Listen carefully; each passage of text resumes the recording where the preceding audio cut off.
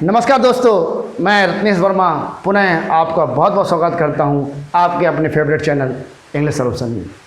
मित्रों, अभी तक हमने कई सारे बेसिक टॉपिक्स पढ़े हैं। धीरे धीरे हम थोड़ा सा अपडेट की ओर बढ़ रहे हैं और मुझे लगता है कि उससे आपके कॉन्फिडेंस में भी इजाफा निश्चित तौर पर हो रहा होगा। आज मैं एक ऐसे टॉपिक पे बात करने वाला हूं जिसका प्रयोग हम काफ़ी ज़्यादा करते हैं और लगता है कि क्या यह इतना आसानी से बनाया जा सकता है। और उसी कठिन वाक्य को बिल्कुल सरलता से मैं आपको समझाने का प्रयास करूंगा और अगर आप ध्यान से सुनेंगे तो मुझे पूरा विश्वास है कि आप उसको अवश्य सीखेंगे और उसका प्रयोग करेंगे।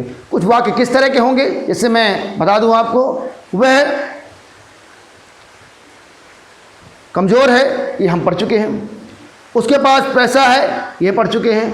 उसके पास हमें देने के लिए समय है, ये पढ़ चुके हैं। उसे जाना पड़ता है, उसे काम करना पड़ता है, उसे अंग्रेजी सीखना है, उसे मुझसे मिलना है, उसे एक नया व्यवसाय शुरू करना है, उसे हमारे साथ रहना है, उसे चुनाव लड़ना है, एक्सेट्रा। इस तरह के वाक्य हमने पढ़े हैं। अब इसी को हम पास्ट और फ्यूचर में कैसे बनाते हैं उसके बात करेंगे आज। जैसे कि उसे यहाँ आना पड़ा, हमें उसकी मदद करना पड़ा, हमें पैसे उधार लेने पड़े, उसे अपना घर बेचना पड़ा, हमें उसके साथ समय बिताना पड़ा। या इसको इस तरह से भी कह सकते हैं कि उन्हें यहाँ आना था, हमें उसे कुछ देना था, मुझे आपको कुछ बताना था, उसे यह काम समय पर पूरा करना था। इस तरह के बात ये फ्यूचर में कैसे बनेंगे। हमें अब कुछ करना होगा, उसे एक नया काम शुरू करना पड़ेगा, हमें इस बारे में सोचना होगा, हमें सरकार की योजनाओं का लाभ उठाना होगा। इस तरह के जो वाक्य अब आपको प्रयोग करने पड़ेंगे और ये कैसे बनाएंगे चलिए देखते हैं बहुत कम समय में। हैज़ आप लिखा है +2 + V1। प्रेजेंट में, पास्ट में इसका होता है हैड +2 + V1। फ्यूचर में हो जाएगा विल आप लिख शैल प्लस हैव 2 + V1।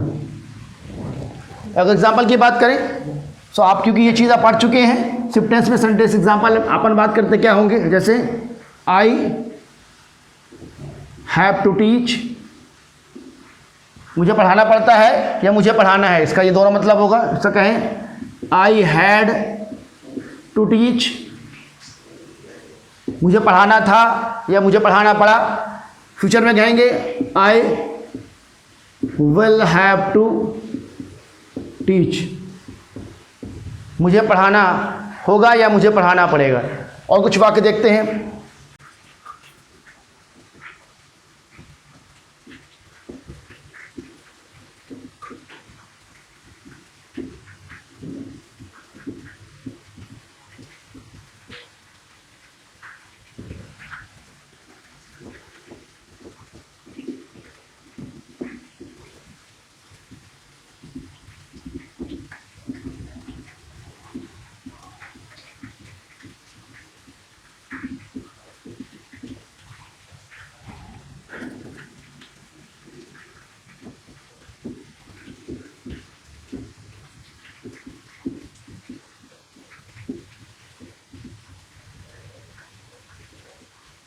देखते हैं।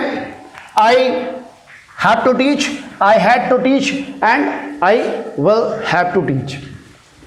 मतलब मुझे पढ़ाना है, मुझे पढ़ाना था, मुझे पढ़ाना होगा। Next sentence, he has to earn money, उसे पैसा कमाना है। He had to earn money, उसे पैसा कमाना था, उसे पैसा कमाना पड़ा। He will have to earn money, उसे पैसे कमाना पड़ेगा या उसे पैसा कमाना होगा। We have to win the prize, हमें इनाम जीतना है। We had to win the prize, हमें इनाम जीतना था। We will have to win the prize, हमें इनाम जीतना होगा, ये जीतना पड़ेगा। सी हैज़ टू डांस, उसे नाचना है। सी हैड टू डांस, उसे नाचना था। सी विल हैव टू डांस, उसे नाचना होगा, ये नाचना पड़ेगा। अब बात करते हैं कि इन सेंटेंस के नेगेटिव कैसे बनेंगे। आपने देखा होगा कि शायद मैं इसके लास्ट लेक्चर में जिस समय हम हैड और विल हैव के साथ नाउन का प्रयोग किया था, उस समय मैंने बताया था कि किस टेंस में किसके साथ क्या सहायक क्रिया प्रयोग करते हैं। कुछ एक आध एग्जाम्पल लेके मैं आपको बताने का प्रयास करता हूँ, ध्यान देंगे थोड़ा सा। जैसे मैंने कहा he has to win, negative होगा he does not have to win. Does interrogative बनेगा इसका, he have to win. Interrogative बनेगा does he not have to win. अगर ये पास में कहते हैं तो ही हैड टू विन, इसे मैंने बताया था had is equal to did plus have होता है, इसको आपको ध्यान रखना होगा। क्या हो जाएगा, he did not have to win, did he have to win, did he not have to win. अगर हम फ्यूचर में ही बात करते हैं तो क्या हो जाएगा, he will have to win, he will not have to win. Interrogative बनेगा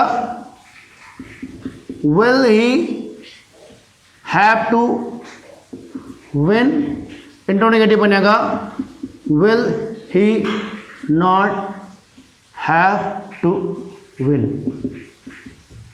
इस तरह से आप इनके अफर्मेटिव के साथ नेगेटिव इंट्रोगेटिव सेंटेंस बना सकते हैं। और बस थोड़ा सा आपको प्रयास करना पड़ेगा, क्योंकि मैं सिर्फ चीज़ों को आपको समझा सकता हूँ, तरीका बता सकता हूँ, लेकिन अभ्यास आपको स्वयं करना पड़ेगा। जब तक आप स्वयं से अधिक वाक्य नहीं बनाते हैं तो मुझे नहीं लगता कि इतनी आसानी से चीज़ें आपको समझ में आएंगी।